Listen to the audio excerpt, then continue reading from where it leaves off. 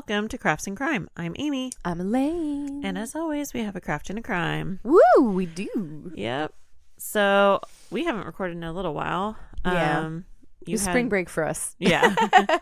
Yeah. We're officially back from spring break from the kids, or for the kids. Yeah. On this day that we're recording. Mm-hmm. But then we recorded, the last time we recorded was before your family came out. Yeah. My mom, dad, and sister came, and it was really fun. And my mom and sister and Lenore and I went to Disneyland, and everybody's feet hurt and everyone wanted to cry. And I was like, I'm actually doing okay. I don't know what happened. Didn't Crystal get like a bad blister on her pinky toe or something? Yeah. It's just like an ongoing thing. And for so much of my like older adult life, if I knew I was going to walk a long way, I would like bandage both my pinky toes, and Crystal does the same thing. It's just the shape of our foot. It's odd. Yeah. And it's like wide, but also really narrow. So what ends up happening is like the heel cup ends up being loose almost no matter what. And so then so much of Disneyland, you know, we were so fortunate to get to go. Shout out to my pops, even though he's not listening to this. Yeah. But and then mom, like, cause you know, lordy, the food prices, and so my mom she covered all of that, which was awesome, and we were so lucky. And I was like, fuck, why does it hurt so bad? Yeah. It's hard work because it's all uphill. I mean, it's like downhill a lot. Yeah, Sorry, it was downhill. So your feet are going Pushing into the toe of forward your shoe constantly. Yeah. It's like a weird maze of you're going underground, and then it's crazy. So you end up going downhill a lot. Sorry, and it was just really painful for her. Yeah. But yeah, it was really good. It didn't rain this time. But yeah. It was like supposed to rain or something, and then it like cleared up, and it like sprinkled for a second, and then like passed by you. And then it became like beautifully sunny. Yeah, because we got a little bit of rain here, and I was like, I think it passed you guys. Yeah, we're barely. further east, and Disneyland's further west, northwest, right? I'm like trying to picture it on the map. I'm like, it's more west, we're more east, southeast. Yeah. So, so we got a little bit of rain. I was like, oh no, did you guys get rain? And it was just a little smidgen, but it was fine. And then, after Disneyland, then they were here for like the rest, like another week. Yeah, like another week and a few days. And that was fun. We just kind of ran around. They helped me do my errands. It's always like a thing my parents like to do. And just I know your dad's out. Like, Elaine always cons me into taking her to Home Depot. Yeah, because he likes it. He does. It's his excuse to get to go with me. Home it's something Depot. him and I have always done. Didn't he take you to Lowe's too? No, we didn't end up going to Home Depot. Right. We ended up going to Lowe's because it's the one that it's the one that I like on Green Spot. Yeah, and so it's always something. My dad, that's like his. It's his love language is like, you want to go to the store with me? Yeah. And ever since I was little, it was always something we did, and so I still like to do it. And you know, it's cute because he has balance issues, so I could like hold his hand and help him walk across the street. Because last year when we went to Lowe's, he fell over, and that was so scary, but he was okay. And so, you know, it's like that's always the way that him and I hang out when he's here, is we go to the store. Yeah. Well then, good thing that Figgy didn't get you when they were here. Oh before my Disneyland. God. Yeah, Elaine's dealing with know. the bad foot. Stupid baby foot kitten. Yeah, he freaked out. He got spooked by one of the feral cats in the neighborhood, and because he's a baby and in his silly cat brain, when that cat went out of the line of his sight, I walked up behind him and he just like, and he like bit and scratched the hell out of the top of my right foot, and I was barefoot. And it was such a crazy fast, like as soon as he realized I was not a cat, you could tell that this moment he knew he had fucked up.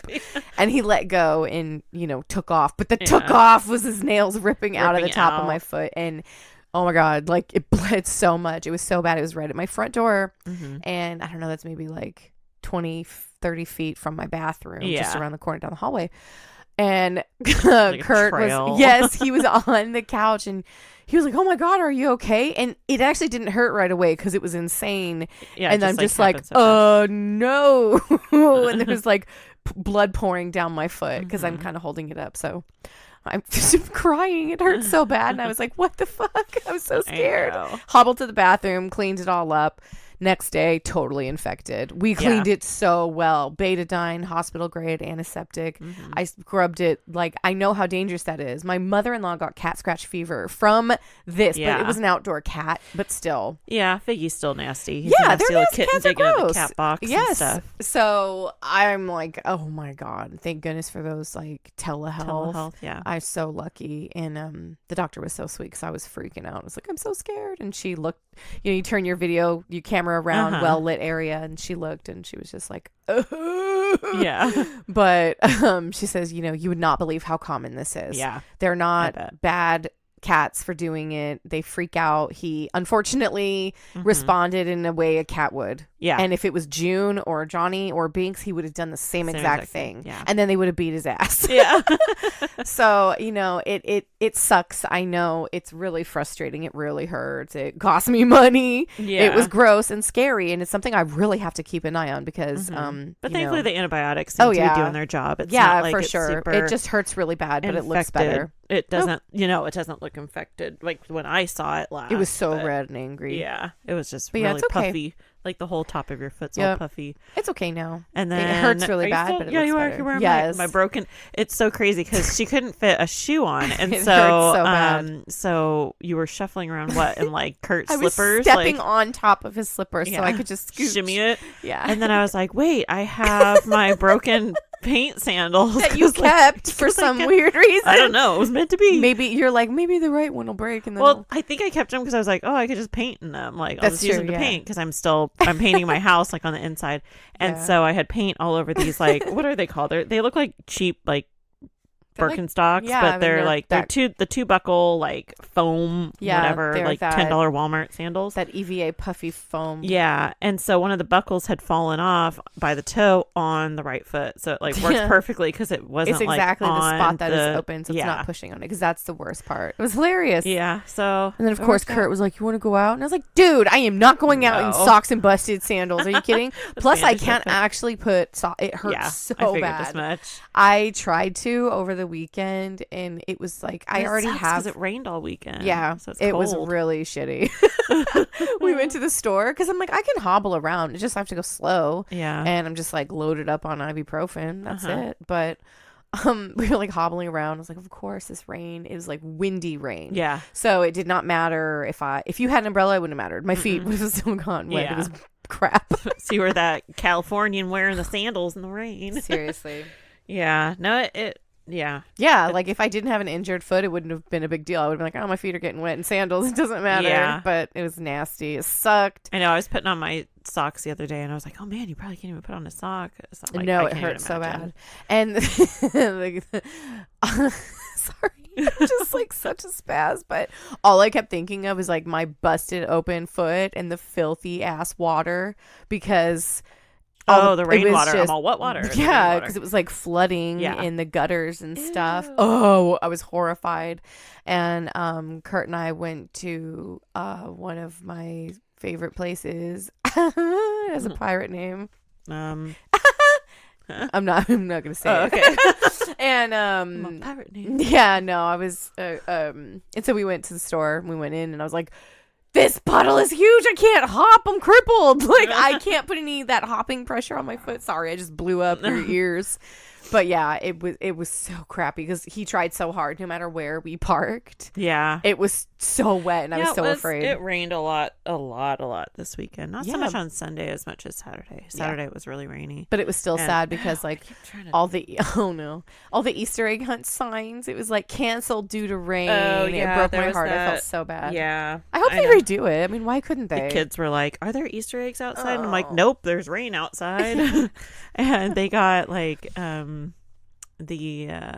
all the outside stuff like chalk and bubbles and buckets and all that. And they couldn't go outside. I'm like, it's okay. Like so that's where they are right now outside with their chalk and stuff. But fun. Like we'll see how long they've just been on one.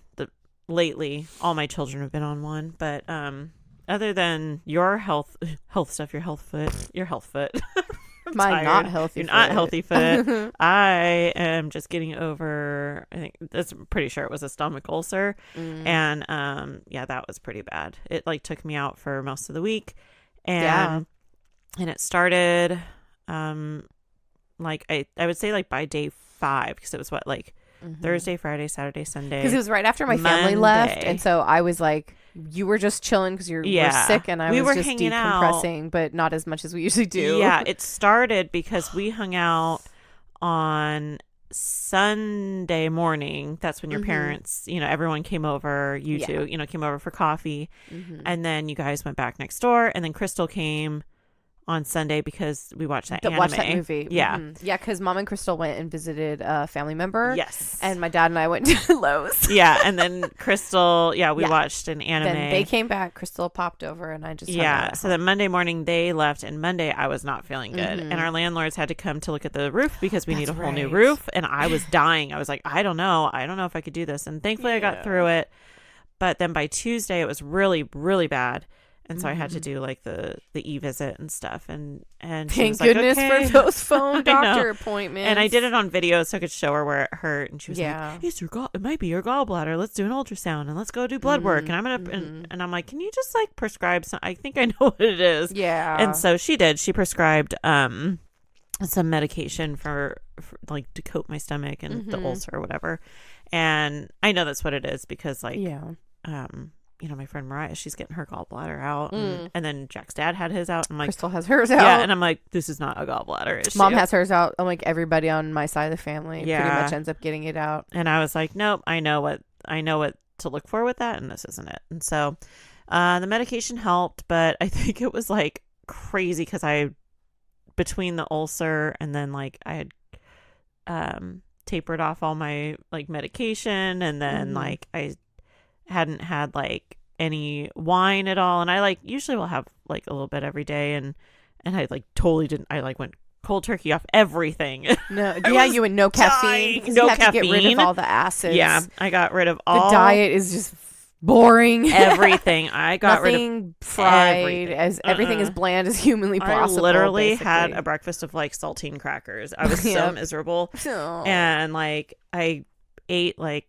a little baby birdie. I was so scared to eat anything, and then it's like now I'm getting better, and so it's just, you know, eating fermented fruit. Like I had my kombucha, and then eating protein and stuff, and so I was like, wow, it's a good kickstart to my diet.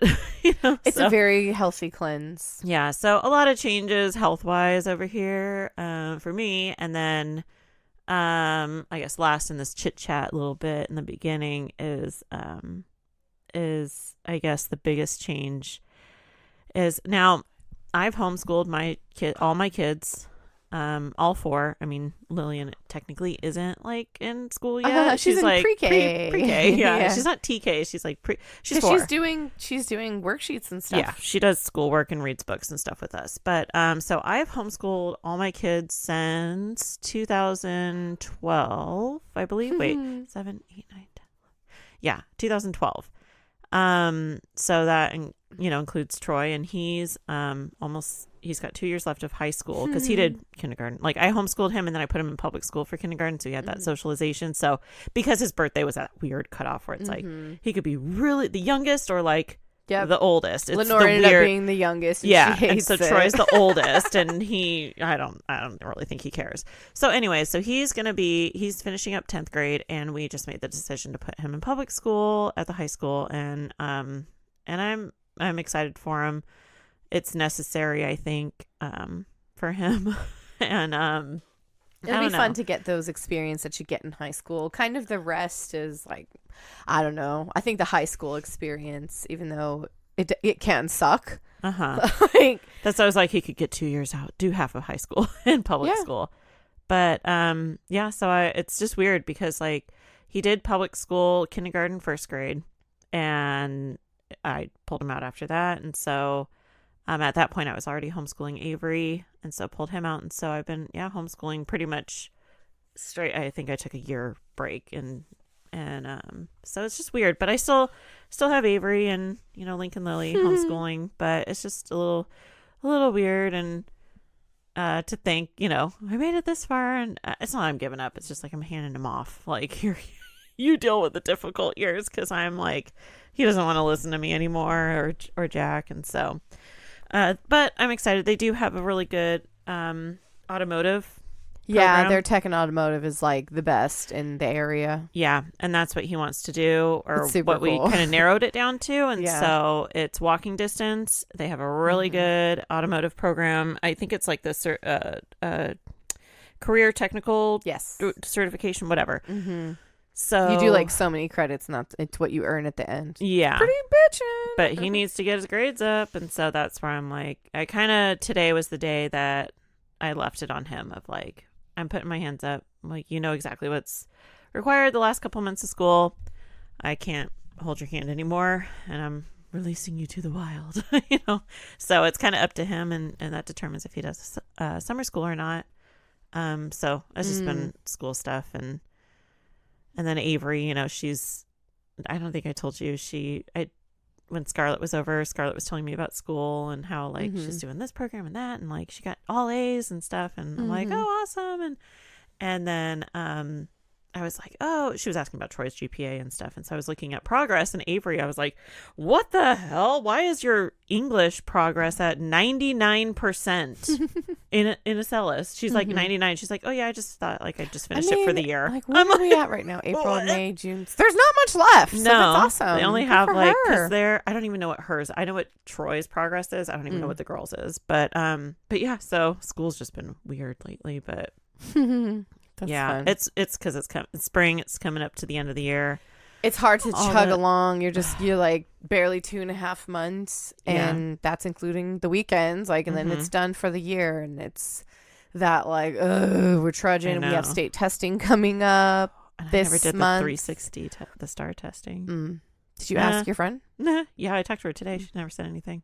Oh well, maybe we're on a different schedule. Maybe. I don't even know. We're always like the last minute, like, oh, okay, sit down and do this. And they like, do whatever. Another one at the end of the year anyway. Yeah. It doesn't even matter. So, but we have state testing coming up. Oh, I forgot about state testing. Beginning, and then California state testing. State testing. Not all states do state. Do all states do Oregon state testing? Yeah. I think a lot of them do. Do y'all do state testing in high school? High school. Oh my God. In school? Any school?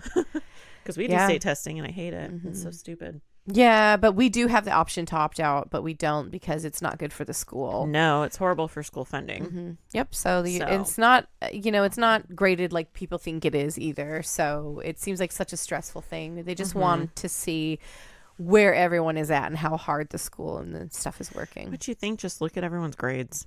Right. And that's it's not a good judgment. Like, that's the thing that's really sad. Sometimes don't test okay. Exactly. And it doesn't reflect the ability of the teacher or the school, because school continues at home and not everybody has the time, the resources, single parent, double parents, double jobs, like, and that makes it very difficult to continue. So if their tests show up badly, it reflects like on the school, and it's just bullshit. Yeah. It's so dumb. Is the school like on, like when you go on Zillow or Truly at, man, we're really chit-chatting a lot, but whatever. Whatever. You're welcome.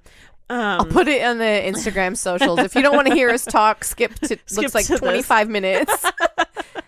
But oh shoot, I was like, oh, you know how like on Zillow and stuff, when you're looking up a house and then it'll show you the like school nearby, and like here I'll look at and what is our closest house like that just sold for like $500,000 by us. I know. It'll be it'll tell you like what is the zoning for what your school would be. Here the great schools rating. Oh, I'm like, see, you can't. You don't just go can't, off of that because look at what's by us. Oh, I don't know what those. 254 like. Yeah, I'm like, but I mean, really? the high school's still okay. And the thing is, really, it is very sad because you just can't believe those. You have to go and see for yourself. I totally want to go to orientation with you if Troy's cool with it.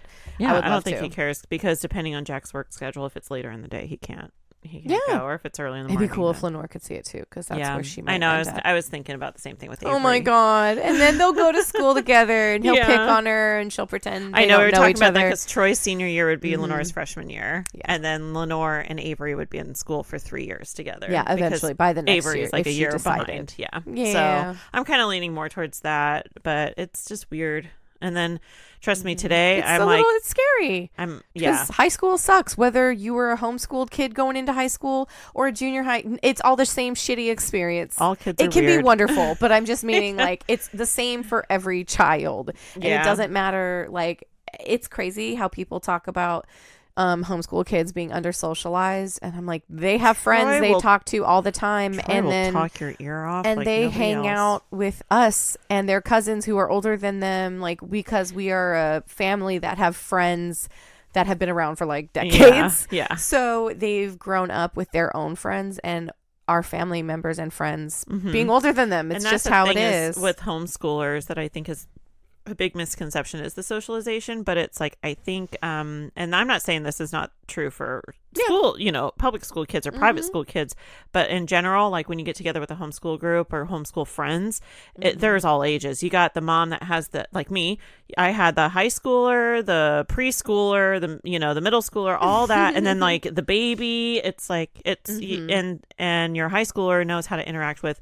all ages from like newborn and up. Because they're just around that all the time and around all their friends. And so, that could be the same for anybody, but this is on a more like, this personal, is what our view, our personal experiences. This is my experience. Yeah. Because it's like, I could have a friend over and she's got, a baby and then like a middle schooler. And then, her daughter's older, Troy's age, but it's just like, and everybody happily plays along together because they, even if like, Lenore is the youngest, so she doesn't have a baby sibling, but she works really well with Lincoln Lily. And because it's not every single day she has that around. And so it's cute because with Troy, she has like the older brother experience of noogies and fart jokes. And I know, she's like, my head hurts. Like, why? And Troy kept giving me noogies. It's like, well, that's a cousin for you. Right. And so it's really like, it's cute because it tends to be like homeschool children, if they're like essentially in an only child household or whatever, they are not only around themselves. There ends up being, and that's the thing with like Lenore being homeschooled. It's like she's home alone, but then it's like she comes over here and she's got to deal with the high schooler, the kid her age, and then the two little ones. And so anyway, sorry y'all, we went off for like 20 minutes. It's been a while. There's a lot, like we haven't recorded in a while. Well, and there's just been a lot of big changes. Like health stuff is always big, and then family coming out, that's big, and then just big changes. And like I said, I've been homeschooling for over 10 years. What is that, 12 years now? Yeah, because it's 2024. So essentially for you, it would be the same feeling that like a parent has of a high schooler going to college, like that first big separation. It very much feels like that in a lot of ways, because I've been the one helping guide him, and I know, and I was explaining, it's like, I know what he's learning. I can see what work it needs to be done, because like he has the online program, but it's like I can log in and I can see all that. Now I'm going to be detached from all that, so it is kind of like sending a kid off, because I am sending him off. I'm like, you're going to go walk to school. I'm not going to drive you 2 blocks to school. Like, you're just going to walk, right? And it's a nice walk too. Super simple. It's not crazy. The only thing is that Frogger intersection that he's going to have to take. Yeah. We should. Well, he's going to have to walk all the way to the crossing card. He needs to just go to that one intersection right there at the end. But so it is like, I wouldn't say I cried, but I cried. It's a big, it's just so anyways, we'll move on. I'm sorry. But like, no, I feel like if you've been here since the beginning, we're coming up on a year. This is not the 1 year episode. I think we should probably, no, it's not. It's the one coming out next week. We'll double check, and if it is, we're going to flip them around. It's not. We will know, because I'll have to tell you after we record. I did something on Google Docs for the podcast. Okay. I'm working behind the scenes on a lot of stuff, but yeah. So let's see. So we're not on a year, but if you've been with us for a year, you know our lives, you know who we are, you know our kids. It's like, this is a big update. Well, for me at least. And then, we're healthy. We're okay. We're getting through. And if you don't want to hear all this part, that's totally fine. Yeah. I know some listeners are here only for the craft segment and don't listen to the crime section,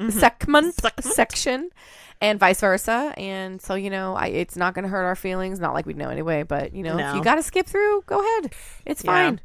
I know. I know me personally, I like listening to chit chat because I feel like if you listen to someone on a weekly basis, you're like, oh, it almost feels like I know you and you're my friend and da-da-da. So. And also if they just all of a sudden are like, oh yeah, baby so-and-so, you're like, wait a minute. Yeah. You had a baby? Exactly.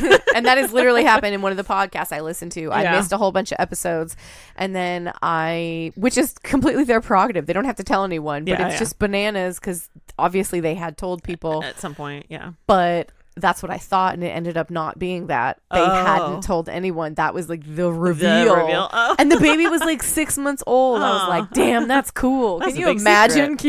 No. I couldn't. No, I probably wouldn't be able to because I'd be like, hello and welcome to and cry, because I was so sick with all my. That's true. Nope, I'm done with babies. No baby surprises here. Let's hear your craft. Yes, but we will move on. My craft. Your craft. Let me hear your craft. Okay, so I know I texted you about this and I was like, I can't believe I typed so much about this topic. I believe it. Your attention to detail is pretty awesome. Mine is like, here, this is the shit right here. And if you want to hear more, you're really into it, go look at all the stuff. Like I told you where it is. Yeah. No, once I get into something, I just kind of roll with it. And that's so good. On Saturday when it was raining and the guys, went out, the guys left. The guys meaning like my husband and two of his friends, went to a brewery and I started typing up the rest of my craft.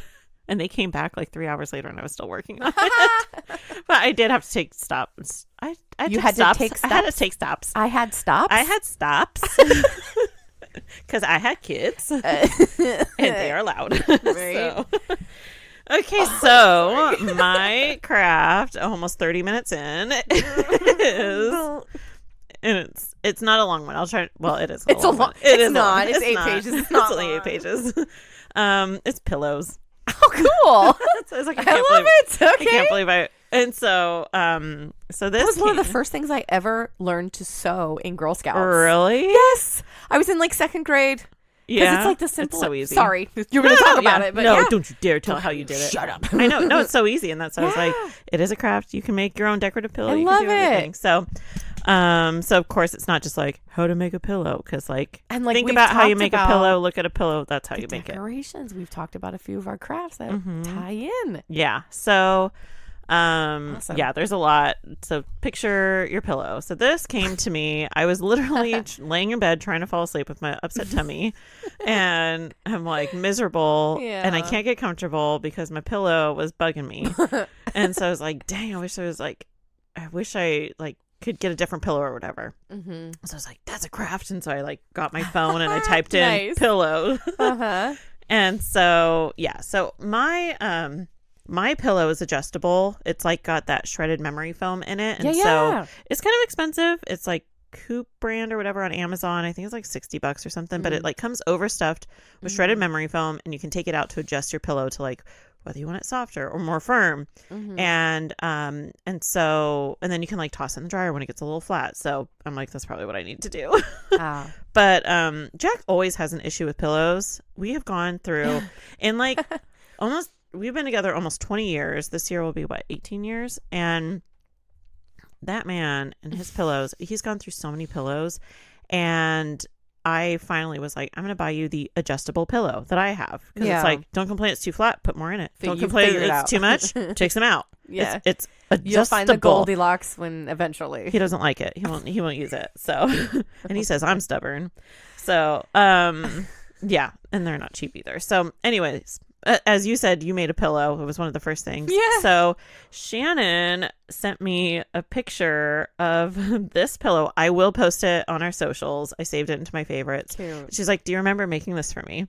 Oh my God. And I was like, no. So but then I looked at the fabric. I'm like, oh my gosh, I remember some of that fabric. It's basically just a cheesy little rectangle. You can't even call it a pillow. It's so flat. It's just a little decorative thing. Pad. It's a pad. Yeah. Like a decorative pad. To put on your bed. Yeah. And you could see I hand sewed it. Cute. And I cut out It's like a little whip stitch. Yeah, it is. And so I cut out different patterned fabric and to her name, Shannon with a little heart, and sewed it on there. So anyone can make a pillow, but apparently I made a pillow and I forgot about it. And she was like, do you remember this? I'm like, I made it in elementary school. I'm like, no. Oh my God, that's so cute. She's like, well, who else would have made it? Has it flooded back in your memory now of making it? Yeah. Oh, well, okay. Seeing the patterns of So Anyways, so I made her a little decorative pillow. So anyways, so we all know what a pillow is, what it's used for. You can have, your pillow you sleep with or decorative ones. And so there's a ton of different pillows. And, don't think of pillows like you go and you just buy one to sleep with or put one on your couch or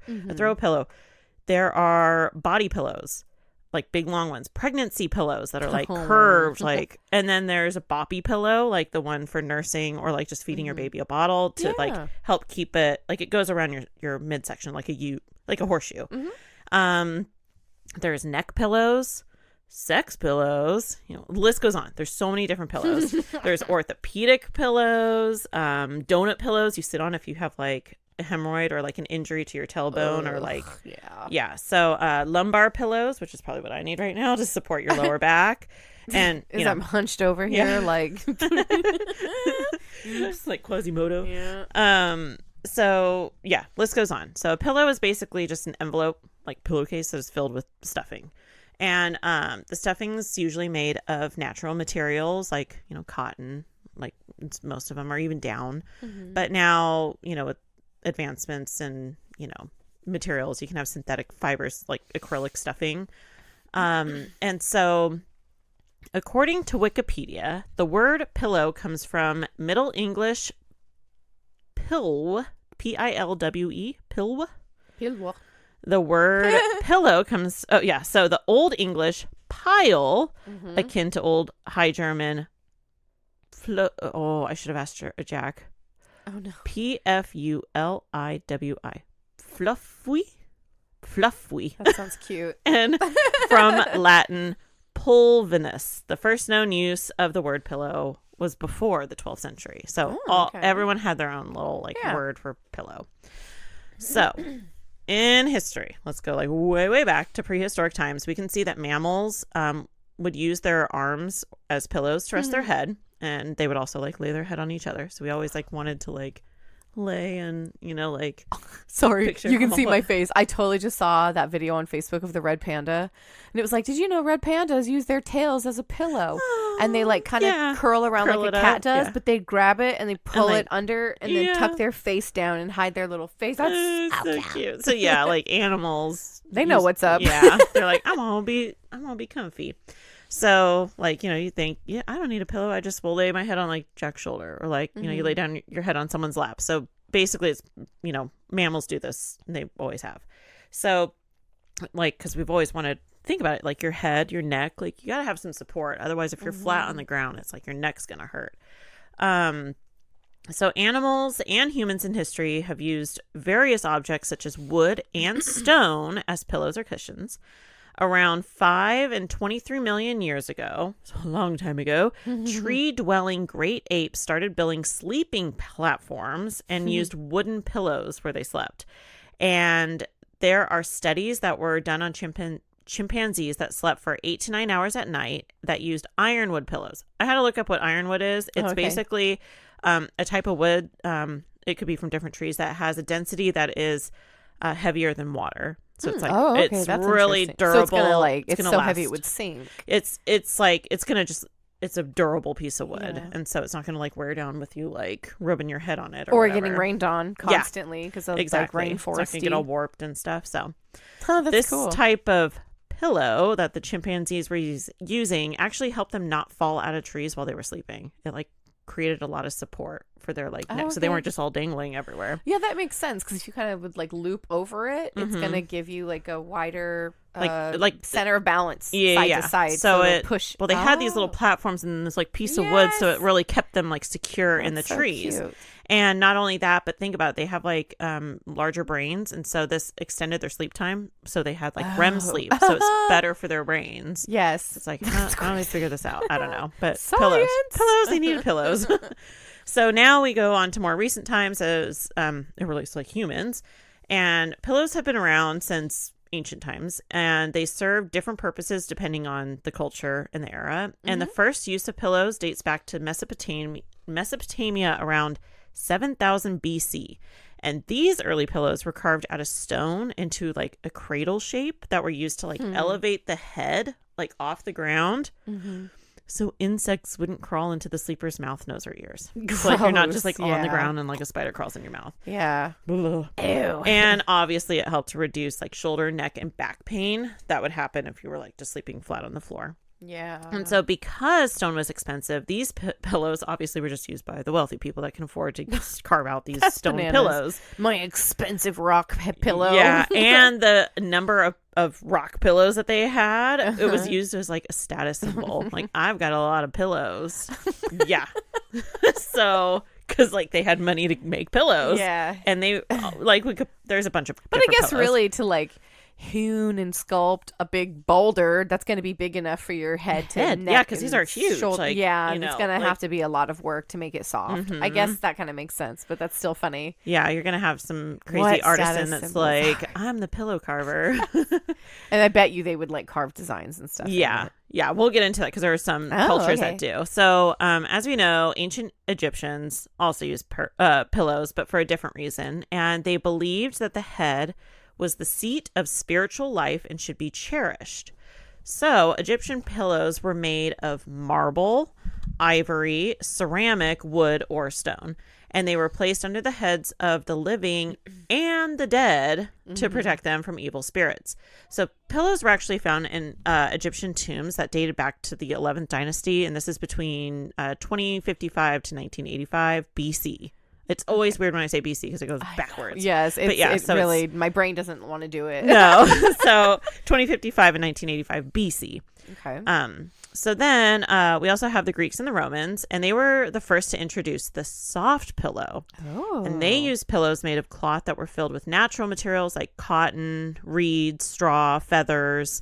And the wealthy used pillows filled with soft down feathers, which like Crystal would die. Oh, God. She can't do it. She's allergic to it. We're pretty sure the hotel had down bedding. We were all not breathing. I'm like, as my whole bed's like down. I used to have a whole down feather couch. Yes, I remember goose that. down feather couch.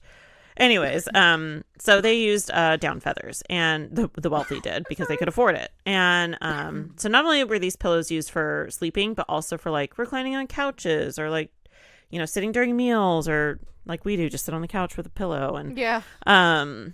So people in ancient Europe started to use pillows actually in church for kneeling while praying and also to place holy books on. And this is still done today. Yeah. The Romans and Greeks also used pillows under the head of the deceased, just like the Egyptians did. So, so kind of taking it back to Egyptian times, it still plays out here. And I mean, we still do that. You have a person that you lay to rest and they have a pillow under their head. Yeah. It's very cushiony so that they can go in comfort.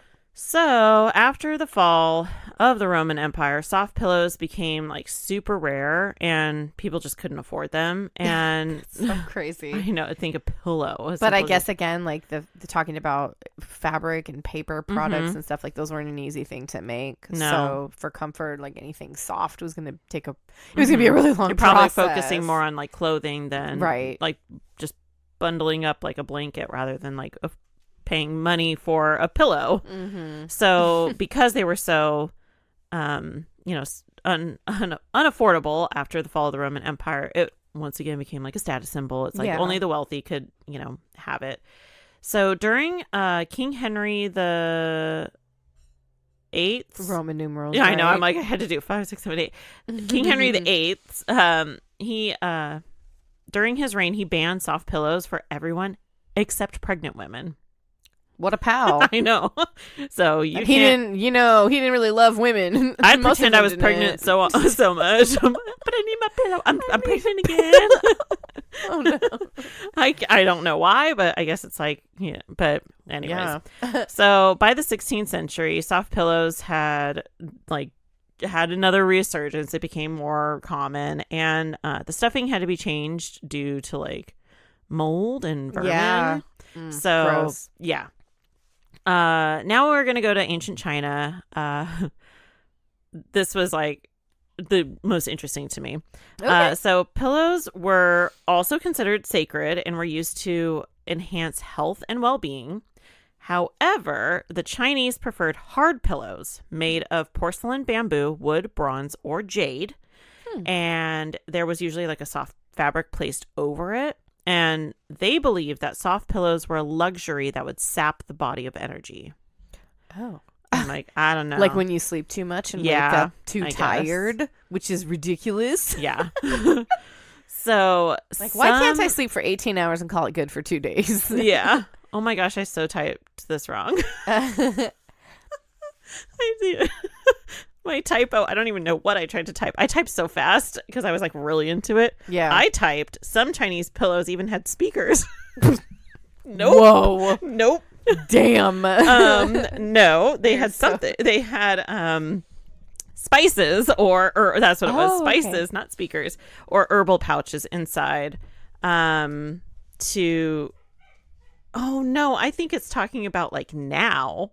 Wait, I got so lost because like it says some Chinese pillows even have speakers or herbal pouches inside to play soothing sounds or release pleasant aromas. That's current. Sorry. I copied and pasted that into the wrong area. That's okay. When I was moving things around. So I guess now. But yeah, so now it's in Chinese pillows. They think of aromatherapy and the jade and all the symbolism behind that and stuff. You know, just... Oops.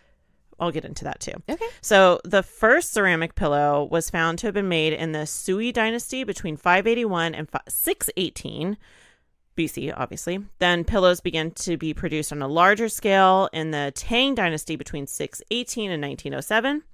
And this is when pillows became really decorative. Like you were saying, oh, they're probably painted and stuff. Yes, they were really decorative. Made into different shapes, painted with pictures of animals, humans, plants. And Sizhou, Cizhou, Sizhou. I think that's about right. I think it's like Sizhou. Yeah, where it's a type of ceramic pottery art form. It was like really popular at this time. That's a whole other that could be a whole episode on itself because it's really cool. But it was really common at this time, so they use that in a lot of their pillows.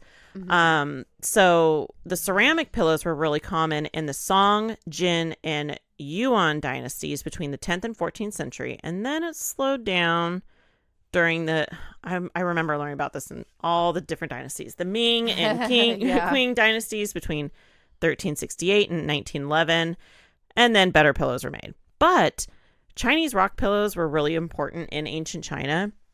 And the ones that were made of jade this was what I thought was really cool. The ones that were made of jade were believed to translate the energy from the stone to the human brain. Yeah. It's kind of like stone healing and stuff. I get it. Yeah. And the jade pillow that originated in the Ming Dynasty was used and believed to cure headaches and depression, as well as to better the intelligence of those that used it. It was probably pressure points. Probably. I bet you pushing at the base of the skull always. We were like, massage my cerebellum, whatever. Yes. Back here. It's like, oh, I'm like, I'll lay massage on my brainstem. Yeah. So, fun fact, rock pillows are still commonly used during the hot summer months in China. Oh, I bet they still all cool. Yeah. Oh, I would totally lay on a stone pillow. But it's like curved. It's like pretty. Yeah. So I'll post pictures. We will post pictures. So then the pillow obviously became a common household item in the 19th century. Industrial Revolution brought the biggest change for pillows with the mass production of like affordable fabrics and textiles, and basically anyone could get their hands on a soft pillow. It's like easy to make. People stuffed their pillows with whatever was available, like hay, chicken feathers, goose down was used. Chicken feathers are pretty soft. Yeah, they are. And especially if you have a farm, you might have some sheep, like wool, whatever was available. It's just like you get a piece of fabric, any fabric that's soft enough. You could probably use a flour sack if you were desperate enough, and just... You sew it. It's like just a rectangle, and then you stuff it. It's like you could literally take a pillowcase, an empty pillowcase, and stuff it with stuff, and there you got a pillow. Genius. So, during the Victorian era, decorative pillows, like we were talking about, for couches and chairs began to show up in homes among the wealthy. They were the ones that could afford the pretty ones. And these were embellished with embroidery, lace, ribbons, tassels, and, just made all pretty. And then it was all done by hand, not a machine. So that meant somebody took hours and hours and hours and hours, and they probably made the tassels by hand. Like, this is I get why it would be a luxury item, but it's still like... It is, because it's like you got to pay for someone's work. And so, So then in the 20th century, pillows were more diverse. because we have synthetic materials like polyester, foam, memory foam, like I have. Yeah. You know, you just use whatever. And they're more durable. They give more support. They're more hygienic than like some of the other fillings. Then, you know, we have all different types of pillows that were then invented. Like I said, the neck pillows, the contour pillows, the, you know, body pillows, pregnancy pillows, all these things to like a pillow for whatever you need, even if you need to sit on it for your butt, you know. So, there are some parts of the world where pillows actually, I'm like getting to the end now. I'm like, it's long, but it's not that long. I got really into it. But, so there are some parts of the world where pillows have a cultural significance, which I thought was interesting. In Japan, the dakimakura is a type of hugging pillow. And these hugging pillows have anthropomorphic. I have problems with words. And zoomorphic. What's the word? Zoomorphic? That is actually giving me a hard time. I have to visually see it. Zoomorphic qualities, as well as pop culture references. These provide psychological support. Waifu pillows. And then in Indonesia, the guling is a long hugging pillow, and it actually originates from the Philippines. And this is also known as the husband or boyfriend pillow. And this is just I know what you're probably thinking, but it's just a high back pillow with two arms, and you use it to, like, if you're sitting on the floor or on the bed for support. Oh my God, I totally remember those. Like the bolster props. Yeah, it's just the little high back and then the little arms. Those are ridiculously expensive now. Really? Yes, even at Walmart, they're like $45. Really? I got one when I was pregnant. I'm telling you, everything's more expensive. Well, you could find them like on Amazon and like Walmart, whatever. You could find them called like reading pillows because it's like usually you just sit up. It just creates support, and you got like a little armrest. So if you're wanting to make a pillow, like we said, it's super easy. You just need fabric, stuffing, scissors, pins, sewing machine, needle, whatever. You just cut 2 squares or rectangles, and you just sew at least 3 of those edges together, and you stuff it, and then you can close it up to make like a decorative pillow, or whatever, and that's it. It's that simple. Just look at the pillow on your bed or the pillow on your couch. Look at the seams. You're just sewing a square, you're sewing a rectangle, you're stuffing it, and that's it. So you can easily make a pillow. You can embroider it, make it all pretty, whatever. But yeah, so I was like, I made a pillow, you can make a pillow. So that's basically pillows, but this is what I was really excited about. I have a lot of fun facts because I didn't know where to put this in. Okay. So it's like, there's the history of pillows, there's everything in pillows, but now I have fun facts, and it's not a lot. I'm really excited. All right. Okay. So did you know that at some hotels you can get a pillow menu? Oh. Yeah, it's exactly what it sounds like. You can choose the pillow you want, such as like memory foam, like hypoallergenic, down, whatever.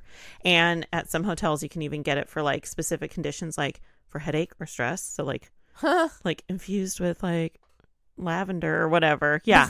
So I don't know what hotels, but next hotel, do you have a pillow menu? Oh my God. At the Motel 6, they're like, no. I'm like, we'll be lucky if the pillow's on bed bugs. Yeah. Dream big. Okay, so then the rest of this is all about pillow fights. Oh my God. Because I couldn't talk about pillows without pillow fights. So funny. So pillow fights became really common in flash mobs. Like, I remember when flash mobs was a huge thing. Yes. And like people just come out and like start a big pillow fight and just like start hitting each other with pillows. Could you imagine if it was like the Chinese jade pillow? Like, whack! Oh my God. Like in a pillowcase. It's a pillow, I swear. Wait, how would you hide a pillow in a flash mob, though? Everybody's just walking you're around big with pillows. You're fat. I don't know. Pregnant. We'll have to look it up. We'll have to see if we can find a video. It's in a backpack. I guarantee. I think I've seen it where it's like it's in a backpack, or it's whip like it out. Yeah, and just like or it's like in a purse, in a tote bag or something. So yeah, all these like flash mob, especially like think of the way we get stuff like delivered. It's like vacuum sealed. It wouldn't be that hard. Could you imagine? It's like it's like, wait, it's flat like a pancake. Give me a second. You're like shaking it out. Yeah, we gotta fluff it. I'll be ready in 10 minutes. Okay, give me a few. Suggested 24 hours for full inflation. We have the worst allergies right now. I know. I keep coughing. Okay, so sorry. WWE would occasionally stage pillow fight matches between female wrestlers known as divas. This, of course, happened in the early 2000s. And they, of course, had very little clothing on. It was basically just girls in lingerie, and barely any wrestling took place. They just hit each other with pillows. And the last match of this took place in 2008. Yeah. Because it's like, we're not going to do that anymore. Yeah, it's kind of gross. Yeah, about 8 years. It's like about done. So March 22nd, 2008 was the first World Pillow Fight Day, and 5,000 people participated. I'm like, fun. Now we know, March 22nd. Oh, we just passed that. Oh, farts. So, yeah. This is cool. The Guinness World Record for the largest pillow fight was in July 2015 at a St. Paul Saints baseball game, where 6,261 people participated, and the event was sponsored by MyPillow. Oh, God. Then this record was broken in May 2018 at an evangelical Christian concert in Minneapolis, Minnesota, where 7,861 people participated. And this event was also sponsored by MyPillow. So 2 world records beat their own world record. Funny. Okay, and then the last one is my favorite one. And I want your brain to work on this because you know movies better than me. Oh. So pillow fights have been popular in movies. Uh-huh. So this is according to Mojo Jojo. Mojo Jojo, not Mojo Jojo. Watch Mojo. Mojo Jojo. He's waiting. No.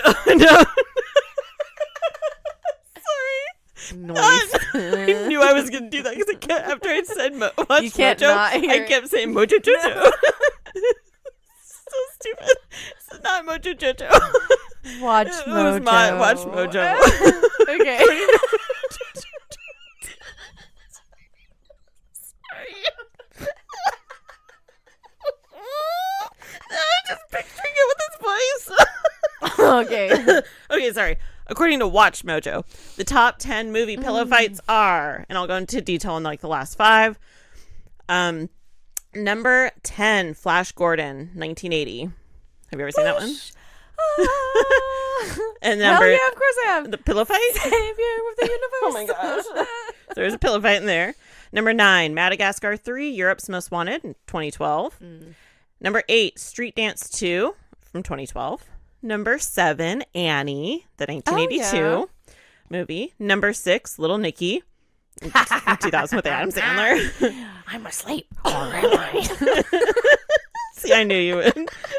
Like, I gotta have this in here. Number 5, The Room, 2003 with Tommy Wiseau. I did not hit her. I did not. Oh, hi, Marge. So Tommy Wiseau is an actor, and his character Johnny, his girlfriend Lisa, and their teenage neighbor Danny have a pillow fight. Yeah, it's weird. You've seen it? Yeah, for okay. sure. Oh, it's so weird. It's like it's so cheesy. It's weird. Oh, it's so cheesy. I love it. Okay, number 4, National Lampoon's Animal House, 1978, where John Belushi's character like looks into the sorority window to see the pillow fight, and all the girls are like topless, and they're all doing like the pillow fight. Yeah.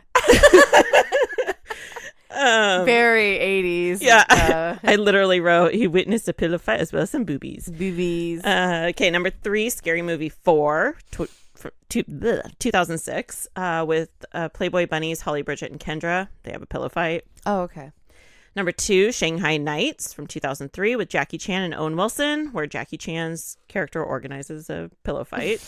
Yeah. I don't think I've seen that movie. And my favorite. Okay. Number 1, The Hot Chick, 2002 with Rob Schneider. It's me, Jessica. Boys are cheats and liars. They're such a big disgrace. Yeah. Oh my god. So it's where the cheerleaders, and he's Jessica, but he's in a man's body. She's in a man's body. She's in Rob Schneider's body.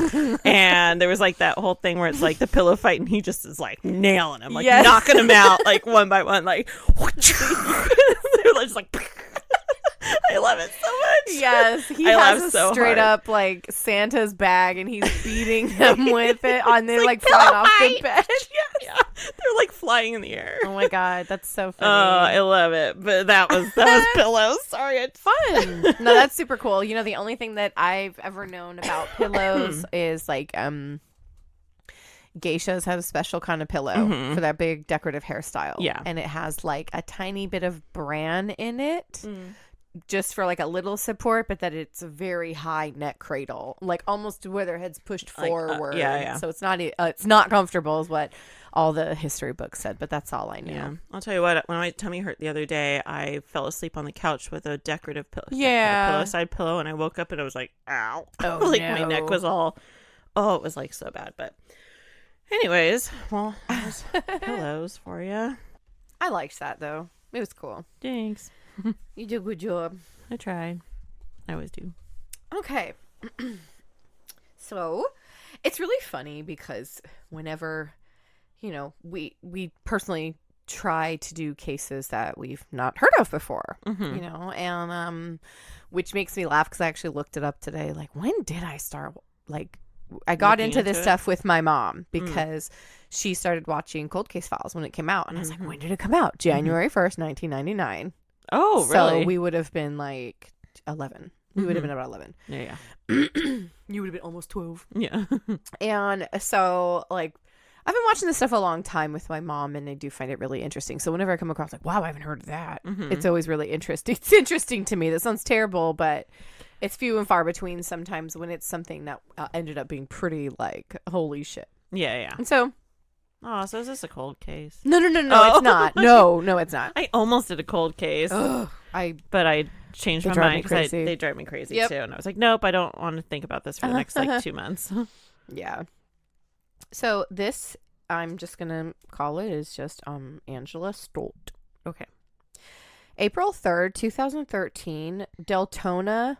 I struggled with that. My brain kept going, Daytona. Deltona? Like a delta. Yep, Deltona, okay. Florida, which is in Volusia County. The police get a phone call from a woman named Candy Medina, and she is reporting that her partner, 36-year-old James Schaeffer, has been missing. Okay. This is super out of character for him, and we all know, like, you hear those where the mother or father, whoever, is like, they would never run away. They would never just leave. He was the sole provider for their family. They were not married, but they'd been together 17 years. Yeah. And they had 3 children. They depended on him. He would not do that. And she knew it. Jacketing up and leaving. Right. After almost 18 years. Right. With kids. no sign. Yeah. Everybody's happy. Like, what the hell is, so she's worried. Surprisingly, police actually do take it seriously. Usually they'll make you wait a while. Yeah. Because they're like, well, they're an adult. They can do what they want to do, like call back in, 48, 72 hours. But they took it pretty seriously, which is cool. I appreciate them for that. Friends and family are immediately questioned, including his boss. Jimmie is a limousine driver for a private company. And his boss, his name is Peter Harrington. He was the last person who had seen him that day. He said that right after he had come back from a work trip, it was really quite late at night, a dark car had drove up, and he heard a man's voice yelling, like, hey, get in the car. And Jimmie got in the car and they drove off. They didn't speed off. They just took off.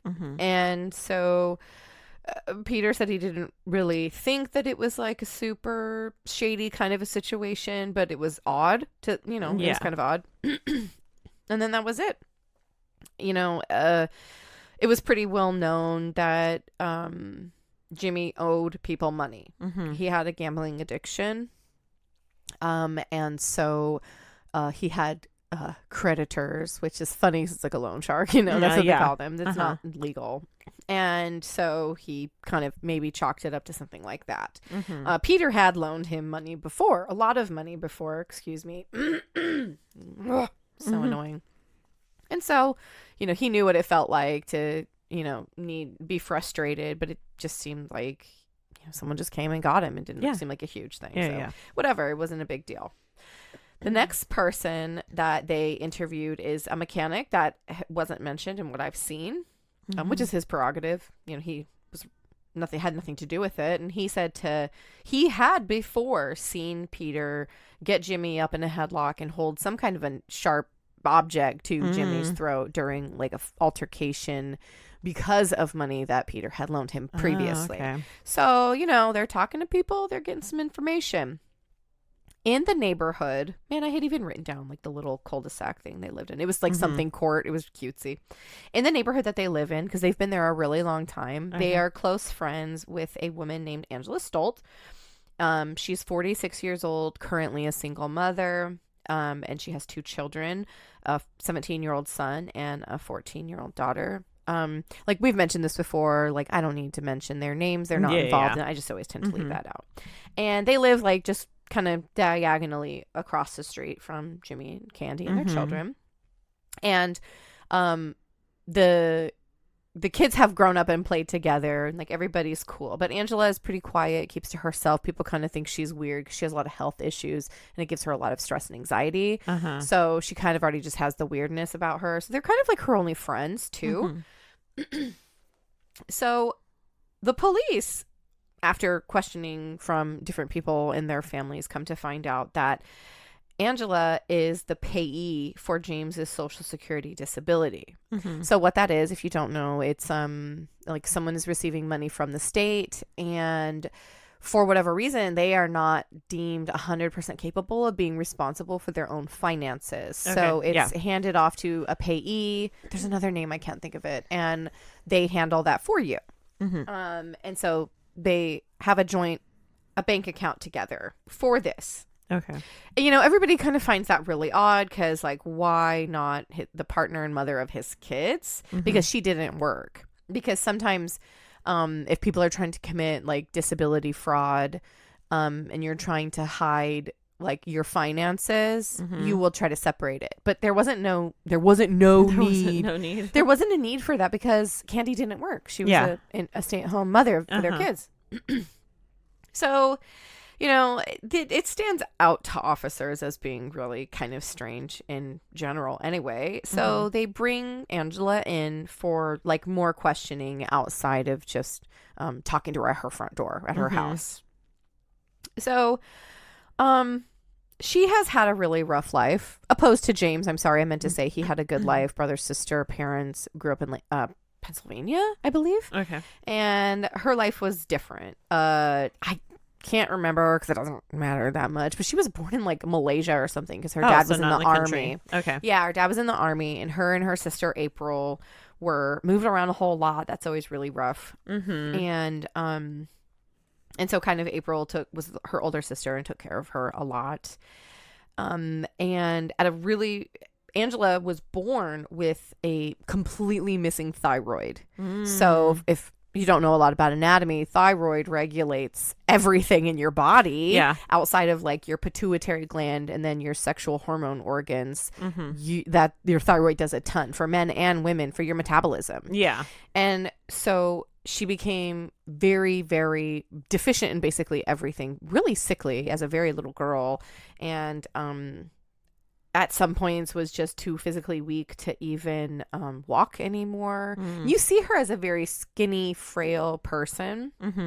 And she ended up being so sick that she dropped out of school by like the 9th grade. And one symptom of thyroid, or lack of it, when you don't have those hormones, is like psychosis, anxiety, severe depression, because people who have Graves' disease will end up with like crippling anxiety issues. It can't be helped. It's crazy how much it affects the brain. Yeah, I had just recently, as you know, got my thyroid checked and everything, and my hormone levels, because I was like, I don't know what's going on. Yeah, and it's always best to double check as a woman of childbearing age. Our hormones are bananas still. Because you literally get the results back of like what cycle you're in. Yeah, as a woman. But yeah, I had to get my thyroid checked and everything, but because it can cause a lot of stress and anxiety, and that's what I thought. Maybe it's not controllable outside of like your hormone being balanced. So even if you're on medication, it's not going to help because it's a hormone, not a neurological or mental health serotonin type of imbalance. Yeah. So yeah, it's crazy how much the thyroid affects everything. It really mine's is. Fine, by the way. Yay! Mine's fine. I'm just a little vitamin deficient. Oh crap, I forgot to bring those potassium. I know. I have them in a little baggie for you. I'm low in potassium and B12. That's it. So, unfortunately, like that really sucks. She had a lot of stress, and what ends up happening is she just figured, like, I'm just going to move on with my adult life. She ended up marrying really, really young. That didn't work out. She had 2 failed marriages by the age of 23. And she was currently separated from her 3rd husband, who actually was alive but had just disappeared on her like a year and a half ago. So like there's nothing fishy about it. Just like, no, he just took off. Yeah. You know, which is sad, but unfortunately people do that. Sometimes it's better than sticking around and making her life miserable, or and your children. Yeah. So because she did kind of make it seem that it was an abusive relationship as well. So she was kind of just moving on. Yeah. So like I had said, she had explained to the detectives that were talking to her, people don't like her. She doesn't have a lot of friends. Jimmie and Candy and the kids, they're all really close. And that she, you know, why are you the payee? And she said, I really didn't want to do it, but I'm struggling financially ever since my husband left. She does like odd jobs, types of, you know, cleaning, whatever she can. But so Jimmie felt bad for her, you know, and the children. And so he wanted to help her out. So his idea was that they were going to open a shared bank account together, and that he would deposit his checks, which was like $1,100. And she could have $100 from it as being the payee. And this bank account had a cash advance option on it, which is really similar to an overdraw. So like if you overdraft it, so it's like letting you borrow against it because you have a consistent amount of money. You know it's going to be in the So it made her really nervous because she has anxiety and she didn't want to get in trouble because that's illegal. You know, it's your money, not meant to be given to other people in any capacity. And so she really didn't want to do it, but he kind of was like, it's going to be fine. Everything's going to be fine. Well, it was until it wasn't, because Jimmie has a gambling addiction. So he's consistently taking money out of the cash advance with her name on it. So that is federal money. I'm really don't know how this works outside of our country, but that's federal money. So here that's a huge crime, because if you don't pay it back, they're going to come after you and they'll take everything you own. And then that also means his next check is going to go in, and she's not going to get her $100 because it's going to take up the deficit. Oh, yeah. So it's really messing up her life. She has the bank calling, and it's a big, huge deal. It's really stressful for her. Detectives, because they do know that Jimmie has a gambling addiction, they have people that have talked to him about, like, you know, creditors, them talking about his stress because people trying to come after him. You know, we're a little bit concerned. And you know, one of the things I think also is that if Jimmie keeps his money separate from his wife, his partner Candy, she can't see how much money he really is in debt. Yeah. So in his mind, he's like, you're helping me out with $100 and you're getting her off his back probably. Because while they were very happy and stuff, what Angela will end up saying is like, oh, well, Candy isn't all sweetness and kind, and that she's kind of the problem in their relationship. Candy is. She's difficult and it gives them problems. But that Jimmie is essentially happy in his relationship. Well, so yeah, because he's getting the money. Right, exactly. So Angela is really being quite weird in this interview. And she's like, I mean, she's sitting back like she's chill, but it's just weird. And she has like sunglasses inside. You know, I wear my sunglasses at night. So the investigators have let her know that the day after Candy reported him missing, that Candy had actually gotten a text message from him that was saying that he was okay, but that he had to take off and hide out because people were after him. Angela had gotten a similar message, and other friends and family of Jimmie's got the same thing too. I mean, just over a span of that day. Okay. One of the female detectives that is with them is like very rough with her in her like speech. She's not being super friendly, and she's like bad cop. Yeah. And she has, you know, she's asked Angela, is it okay if I look through your look at your phone? And she's like, yeah. She hands the phone over. They're looking through text messages. She's like, you know, are you deleting messages? Because like all this stuff doesn't make sense. She just like tosses the phone across back to her. And so she's kind of like zoned out looking through her phone. She doesn't seem like she's the brightest She's like, just zoning out. And the lady's like, hey, give me the phone. You need to pay attention. Like, she's getting scolded like a child. It's really weird. And it doesn't seem like it really helped them out very much. I know. So, to her answer of if she deleted text, she's like, no, I don't think so. And she's like just kind of, yeah. So they now get to her story. She says that she saw him on the 4th in the morning at Winn-Dixie, which is a little grocery store chain that's in the South here in the United States. I wish we had a Winn-Dixie. I know, right? What a cute name. And like the Piggly Wiggly. Yeah. Such a cute name. And she said that the very next day she got a call from him. So that would be April 5th. She got a call from him and she told him, like detectives are looking for him and everybody's pissed and they're mad at they're looking at me because I'm the last one that talked to you because I talk to you every day. Yeah. And he's like, well, I really need a bunch of money. I need you to get out this money and meet me and give me the money. So on the 5th, he came to her house that morning. She gave him the money from the bank account. And she said that the next time she had texted him, it said that it was undeliverable and then it never went through at all. Oh. So they it's a long process, but they kind of wear down that while Angela and Jimmie were not romantically involved, they were together sexually just whenever they kind of felt like it. Oh, okay. Like friends with benefits, but they weren't into each other really like that. Okay. And so that's, not a huge deal, but that is something that they figure out, which sucks because that's gross and disrespectful to the person she's friends with. Yeah.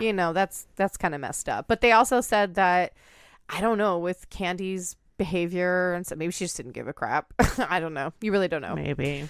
So this is when they find out that her husband had taken off a year and a half ago, and they kind of joke about it because he calls her. So supposedly her ex-husband, they're separated, but her ex-husband calls her just to kind of check in because the children, whatever, but he doesn't want her to know where he is. And then they find out that him and Jimmie are best friends. What? Yeah. And so they're like, well, does he maybe know where Jimmie is? And she said, I don't know. He might, but he doesn't talk to me about it.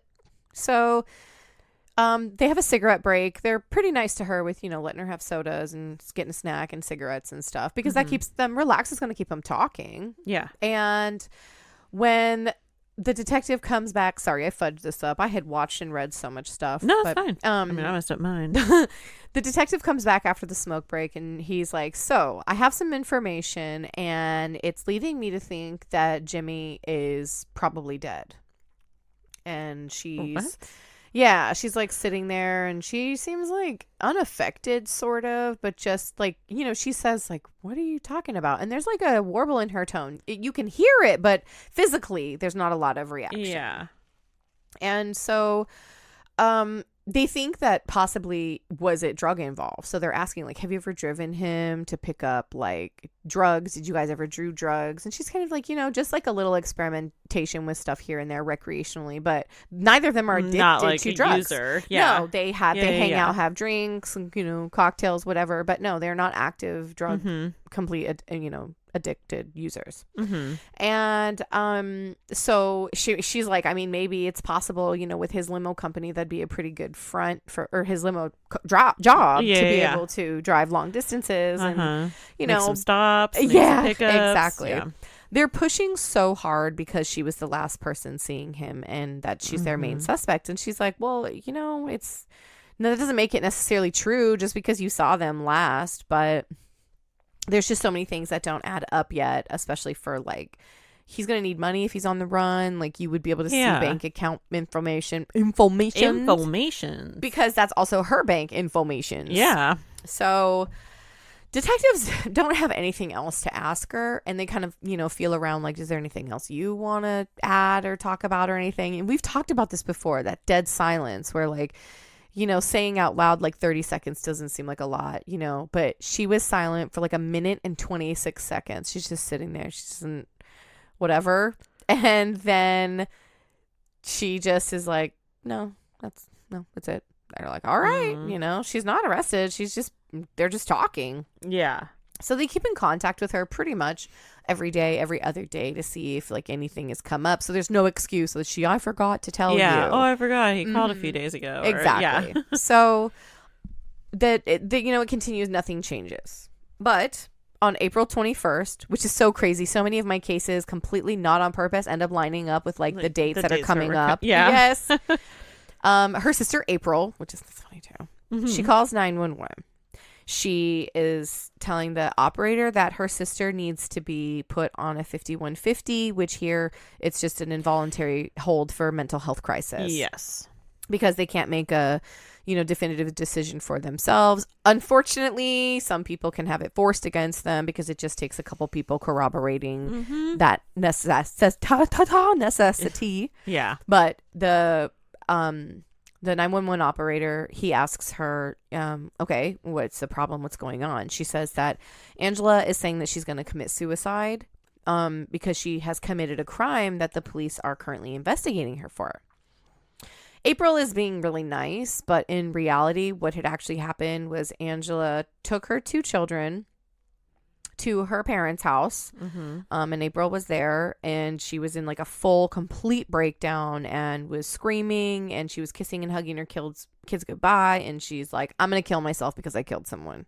What? But her sister and the operator is like, okay, well, what did she do? And her sister, which it's her prerogative, she's like, I don't want to talk about it anymore. You just need to come here now. Because as soon as she started talking crazy, I left and I called because I don't want to be part of this.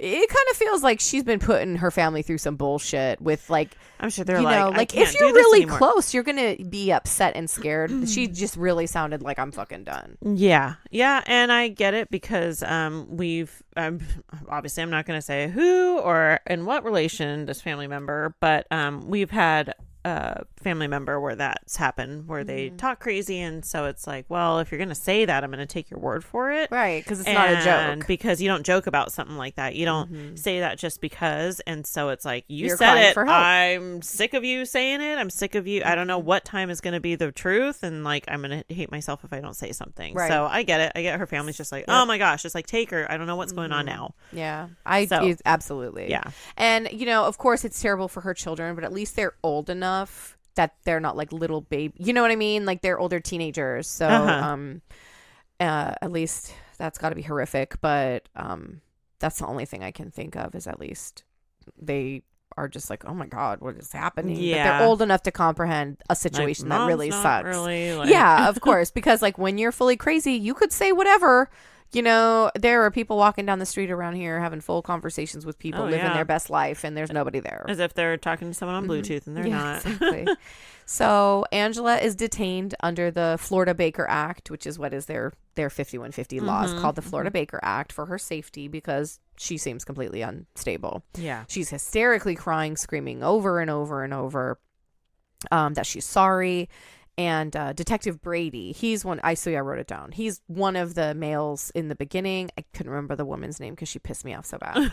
I get it, but like that's not the way. Like that's not the way. No. It's like arguing with a toddler. Like why would you treat them badly? You're not going to get anywhere with that. You're not going to get what you want.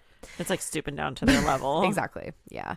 So Detective Brady is with her because he's pretty good to her. And so he's one of the people that's helping detain her because she's not being arrested. She is being detained for her mental health. So she's being taken to a crisis center, not a prison, but he's there because he's got to be there in case she says anything, even though she is not capable of being Mirandized. Anything she says is still something they can hang on to. They can't use it if she says something, they could go off of it. Like, exactly. Oh, she mentioned this, let's go check this out. Right. Like, hey, you mentioned this. Were you mentally aware of what you were talking about, or was that just nonsense? And maybe they can recall it. So or she's there. like in a manic state, and I buried his body in the desert. It's over here, and they're like, well, let's just go check this out. Why just not? in case. We'll just go check. Exactly. For sure. So, while she's being led out to like the crisis center, she kind of leans over to Detective Brady, and instead of her hysterical state that she was in, she kind of calmly, not a whisper, but just quietly says, "You should have come into my house that first day." What? He has to wait 2 days for her to go through her crisis center and probably get regulated back on her. I know, right? I have literal chills on my arms. And so that was a full shiver. Yeah. So, they're probably re-regulating her on medication she currently takes. And I know. Imagine that detective, like, I know. So on the second day, the other detective, his name is Detective Pagliani. He visits her at the crisis center, but he, double checks with her rights, her Miranda rights. And she's like, yep, I'm ready. Like, let's get this out. Let's figure it out. And her demeanor he's very kind to her. And her demeanor is really different than the last time that they were that she was speaking with detectives. Her tone is really even. She's sure of herself. She wants to talk, but you can tell how she's so exhausted. Because again, like those manic type of states is when your brain dumps so much serotonin and dopamine it can't function, and it's like running a marathon that you don't train for. No. And so your whole body, exhausted. You can just see it on her. Yeah. But she's totally there. She's totally there and coherent, and she's ready. So she's super sleep deprived because the stress and anxiety of what she's been feeling through these last couple of weeks have robbed her of sleep. She's just panicking over and over. So she tells Detective Pagliano that she wanted to pay back Jimmie for all of the betrayals, the technically stolen money from her family, because I think I know that he was borrowing money from his own father and bled that man dry, and it was really upsetting for her. So like that's whose money was refilling this bank account as Jimmie was draining it. It wasn't even his own money. Yeah. So it was pretty selfish. And so because of the stress and everything, she's been struggling really badly. He's pushing boundaries, and he had the nerve to ask her father, who is dying, to borrow $4,000. And she can't believe it, but she comes with this plan. She's like, all right, I'm gonna lie. I'm gonna tell Jimmie, yeah, my dad totally is gonna loan you the money. I'm gonna get him all hyped up, and then I'm just gonna tell him it's not, just kidding. Yeah. And he's gonna be so pissed, and he's gonna feel that like betrayal because he really needs this money. Someone could hurt him. Those people are dirty. Yeah. So, she is ready. So, on April 2nd, right after his boss had seen him get picked up in the vehicle, that was her son, and her daughter. And the male voice was probably her son yelling out, hey, get in the car. Yeah. So, see, a totally misconstrued situation. Yeah. They thought it wasn't anything. It was them picking up Jimmie from work. Yeah. I was kind of thinking that, like, it could have been a friend, like, hey, fucker, get in. Yeah, exactly. Kind of thing. Yeah. Like, you're late. Like, what the hell? I've been waiting. Yeah. So, they pick him up, and they go over to the house, and they hang out, and they're hanging out, and they're drinking. And she says that they like to party with a drug that what a prize that she took from her dad called Flexeril. And that's like the brand name for it. And it's like a muscle relaxant for spasmatic kind of pain. Oh, okay. So maybe something like muscular dystrophy, things like that. And so it makes you real, loopy. But they don't have anything to do until the next day. They're waiting for her dad to, wake up for his day. So they're hanging out. They're, it takes the whole night. They're in between stages of, this is a drug, but they're not like shooting meth or anything like that. Yeah. So they just spend the whole day, evening and morning hanging out, whatever. And the next day in the morning, which would be around when her dad would be awake and ready for company and stuff. She's like, come on, let's get in the car. We'll go. And she just has like a little car. It's a 95 Saturn. It's like a seafoam. Okay. It's like a green color, and it's real little. And so they get in the car and they drive, and they stop at a cemetery, which is like it's like a cemetery that also has like a really big, beautiful park. And they just are in the parking lot, and they're just waiting for her dad to call. And he's like, what is going on? Like, why are we here? And she's like, oh, we're just hanging out. We're just waiting. And she's like, he's really bringing the money, right? Like, we're going to get this money. It's going to be fine. Everything's going to be fine. And then she looked over at him, and what she says is quoted, how does it feel to be lied to, Jimmie? Well, he tells her how it feels to be lied to. He freaks out, and, it's a small car, so he doesn't have to go very far. And he just like lunges out to her to like, it looks like what she's showing is like maybe to pin her on the thing. And like he's screaming at her like, how could you fucking do this? Like, this is my family. Like, we're going to be homeless. Like, how do you feel this is your fault? It's not her fault. No. It's his fault. Yeah. She did too much already. Like, it's not her fault. And so he's screaming and she's scared because, he does have like a little, like I said, the temper between him and Candy. But she just is immediately scared the way he's reacting to her at this moment. So, in a split panic, she said that she reaches behind her because, those, like the ice machines outside of a convenience store, 7-Elevens. Well, there are some where you have to like hack it apart and then get it in your own bag. Yeah. Because you pull the bag dispenser out. So she has an ice pick with like one of those ice bags that has like a penguin or a polar bear on it. So she reaches back behind her, she grabs it, and she rams it into his right eyeball. Oh my God. And she says this doesn't stop him though. Like, because that's the problem. Like, you can get an injury, like you can get a whole pipe through your brain and be alive. So this doesn't stop him at all. And the problem is that she's a really small, pretty frail person, and it's a small car, and he's not a huge guy, but he's stocky. He's solid. He's like 235. And he could have easily overpowered her. She totally knows this. So one of the things, her car's kind of like full of a lot of stuff. And one of the things that's in the back is a like makeshift tree climbing rope, because I think it's her husband's. Okay. And it's like just like a rope that has PVC pipe knotted through it, so you can hold one each handle. And so just it was used for climbing trees. So just you hold it, loop, loop, loop, and kind of hop up it. Okay. And it's still like an old school method that they use in South America to climb up coconut trees and palm trees and stuff to harvest stuff. I can figure it. I can image it. But, wow, imagine it.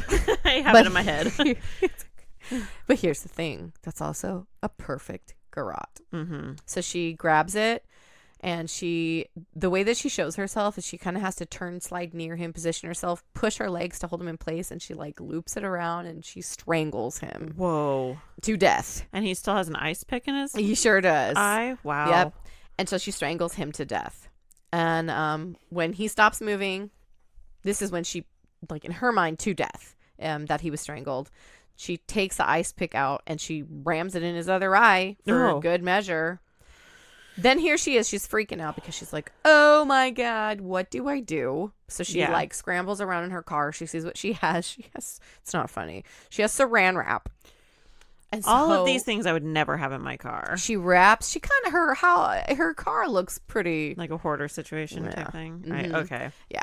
So she wraps the saran wrap plastic cling film around his head with the ice pick still. So she kind of like rips holes in the plastic so that it'll go kind of around it, so she doesn't have to take it out because she's afraid. So she wraps his whole head up so that he doesn't bleed in the car. But this is the like, this wasn't crazy enough. It gets worse. She drives him home in the passenger seat with his saran wrapped head. Like, can you imagine who saw driving down the freeway and you're like, what? Right? The only thing you'd be like, he's injured. Oh, right? In April? Happy Easter. Maybe not. Well, if her car looks like a hoarder situation. Yeah, exactly. So she drives up to her garage. She runs inside. She tells her kids, do not come in the garage. Like, stay in the house. Stay in your room. And she has to, like, push him out with her feet because she's not strong. She kind of like kick him out of the car into the garage, and she's just panics and she leaves him there. The next day, she tells her children, stay in your room. You guys are just going to stay there. Again, they're old enough. They're just like, whatever, Mom, you're being weird. Exactly, right? Never. So, but I mean, stay in the room, you mean come out? Like, the thing is, too, like, they like to party. They probably get sent to their room so that adults can just hang out and whatever. Yeah. So she takes Jimmie's body and she dumps it into one of those like plastic blue kiddie pools, like the little pools that she has just brought in from outside. And she realizes that she's going to need more than that. So she ends up going to the store. She goes to Walmart. Of course, she goes to fucking Walmart. It's always and Walmart. She buys a big bag of pool salt, and she goes back home. Okay. So she fills another of the kiddie pools with pool salt. Okay. And she gets a hacksaw. No. Oh, yeah. And she gets to work. No. Yeah. So she removes all of his limbs from his body. They're completely removed. And she takes some of his pieces, including like a leg and a head and some hands. And in her mind, she figures if she puts them in pots and in the oven, she can like cook them down. Like she can char the flesh off so that it's just bones. I know, right? I'm like, imagine that smell. So gross. Well, the smell was horrific, and she realized this shit wasn't going to work. The detective asks her, like, did the kids come out? Anything like that? And she's dead silent. The silence is the answer. So yeah, we're thinking they probably came out. What yes, is that? What is that smell? smell? What's going on? So she changed her mind. She changes what she's going to do. Mm-hmm. And, you know, she get the fuck out of here. Yeah. And she takes all of the pieces that she has, including like the pots, all of the salt from the pool. So she's pulled that in. I saw the picture. It's like pink. It's like tinted pinky. Oh, yep. Gosh. And the hacksaw, the clothing. She rips out the rug in the trunk of her car. Because I think she had probably transported stuff with the the bags. Uh-huh. And so all of this stuff goes at the same time. Remember how I said she's weak? Yeah, that's what I was thinking. She's like this tiny little frail thing. She gets her kids to take the bags and help load them into the car. And she tells them it was a deer that she hit. Then her son, who's 16, 17, gets in the car with her. And she's like, we got to go dump these because we can't just put them in the trash can. So, yep. Can you imagine when he's going to find out? It's Troy's age. Yep.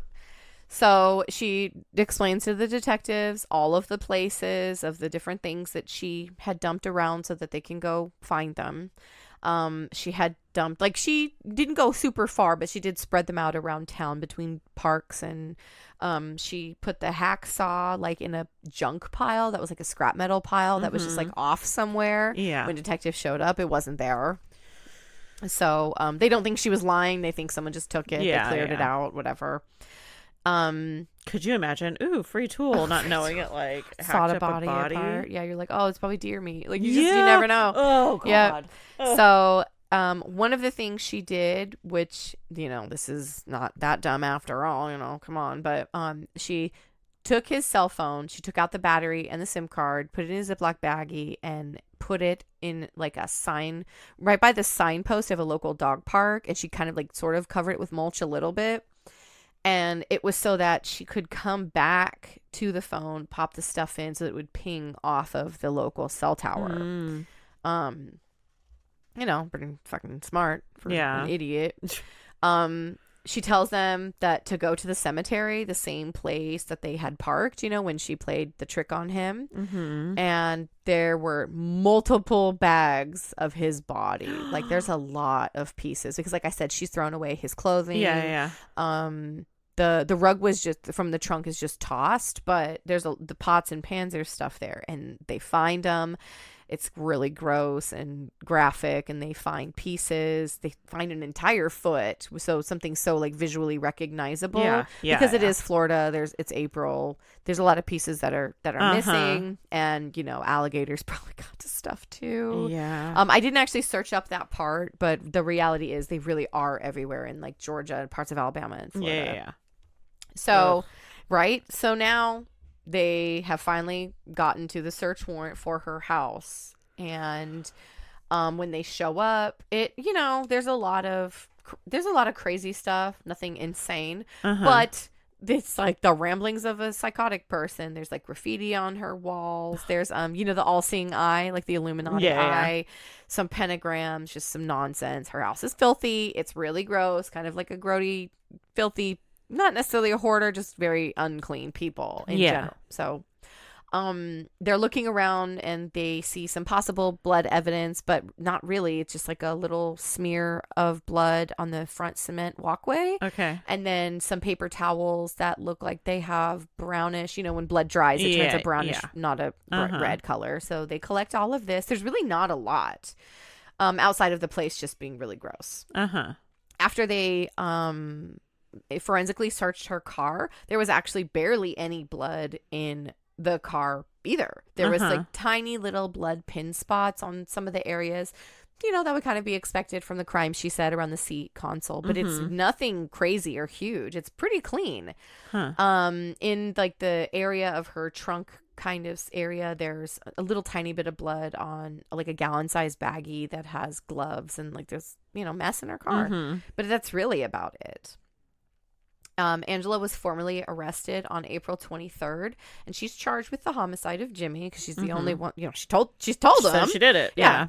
And so she pleaded not guilty for the grounds of self-defense. Okay. And I was like, oh, she didn't take an insanity plea. Huh? Yeah. I would have thought she did, but she didn't. Yeah. And, she ended up being held in county jail for quite a while. It was nearly like a year and a half later. So that was like the end, I believe, of 2014. She has now kind of changed her story a bit. She says that she does not remember stabbing him in the other eye, which, I mean, it could be in a manic state or yeah, a crazy exactly. That state. does make sense. Yeah. But the problem was, in a calm situation, she told Detective Pagliari that she did. Yeah. For good measure, to make sure he was dead. Uh-huh. So why would you change your story? Exactly. What does it matter? But this video was showed to the jury. They got to see it. Uh-huh. And so, that was a confession of, she was read her rights, but she did give the confession without a lawyer, but she was made perfectly well aware that she had the option, and she did not take it until quite later in that investigation. But she did, and she clammed up, but obviously she didn't learn anything about it. The defense, they argue a completely different situation than what went down. They think that probably what ended up happening is that she's just fed up with his bullshit, and it was purely greed driven, because if he disappeared, she could get all of the money. Yeah. All $1,100 every single month. Even if it was just for a few months, that could probably pull her out of her debt. Yeah. And so they think that was the plan. Probably. She never admitted to this, but another piece of evidence that didn't work out to her, advantage in any way was there was evidence on her computer of a file folder that was titled Yummy Gore. What? And it was nothing but pictures of mutilated bodies and body pieces and chunks and everything. And what I'm wondering was was this what she looked into to hype herself up for what she was about to have to deal with? Maybe just desensitize herself a little bit so that she get the job done. Yeah. And so, that's never touched upon. It's just a piece I'm I would want to know the timestamps of that. Exactly. Or when that stuff was in, searched, or if it was after the fact, or we would right be before. Screwed. Oh my gosh. Seriously, with the amount of stuff I have to look up and watch for this, and no, seriously, and then you type in uncensored, and you're like, man, this is gonna get flagged. I'm like, I need to know, right? Incognito mode, don't help nobody. No. So, what the defense shows, of course, I don't know if she thought about this or not. Video evidence. Angela going to Walmart 2 separate times after the crime was committed. One time with her daughter and one time with her son.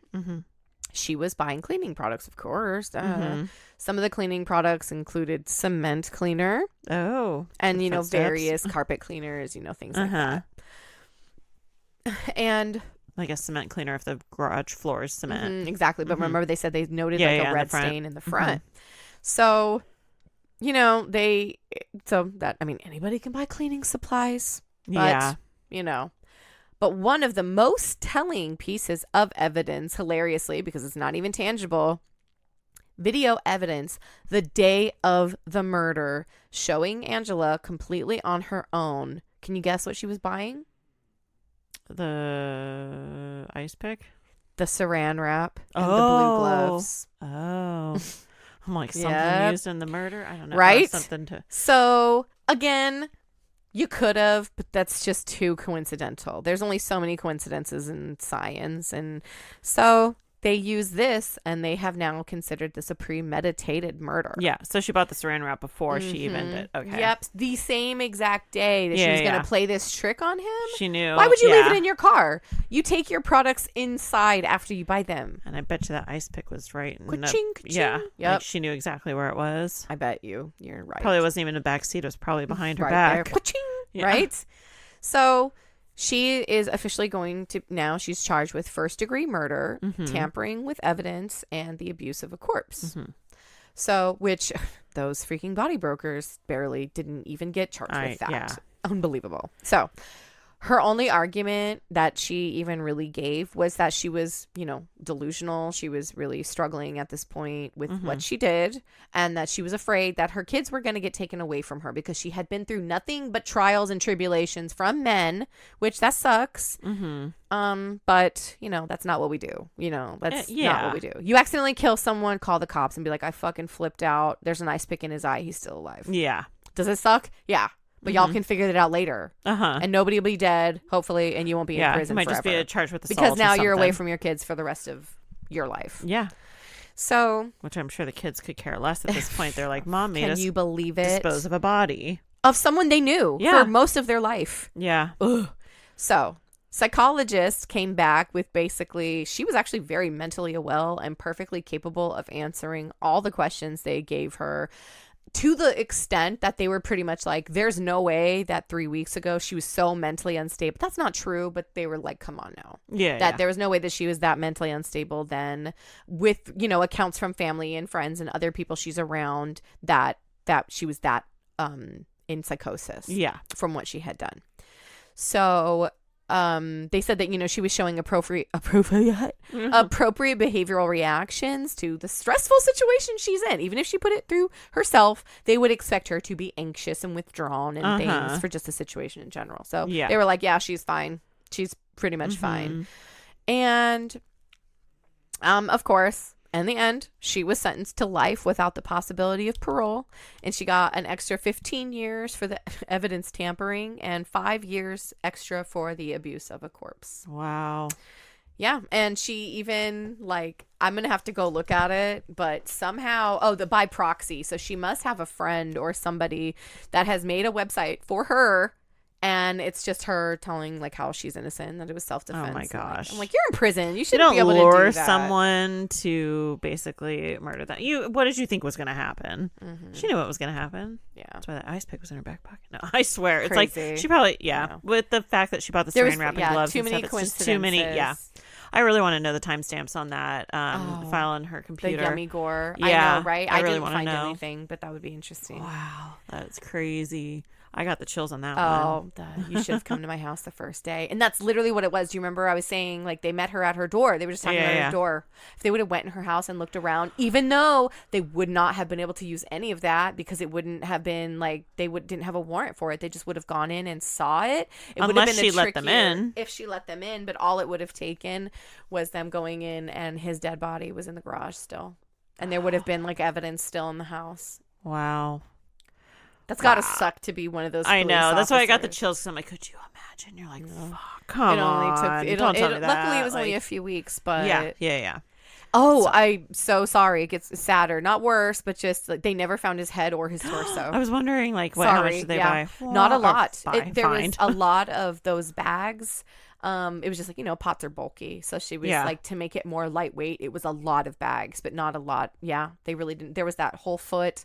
There was a human leg bone in a really nasty pot that they found, bits and pieces, but no skull and no torso. That's so sad. I was like, the head part I can understand, and they tried really hard, but the head I can understand because it's smaller and actually easier to. But a whole torso, and I'm like, it's got to be gators. Oh yeah, but yeah. Wow, that was crazy. That's right? Crazy. That got me. Yeah. Whoa. Wow. This is one of our longest episodes. I know. You're welcome, you guys. I hope you liked the long episode. That was crazy. Crazy. Yeah. Well, we'll cut it short and we won't chit chat anymore. That was really good. Thank you. Good job. Okay. Well, with that, stay crafty and grimy. Bye.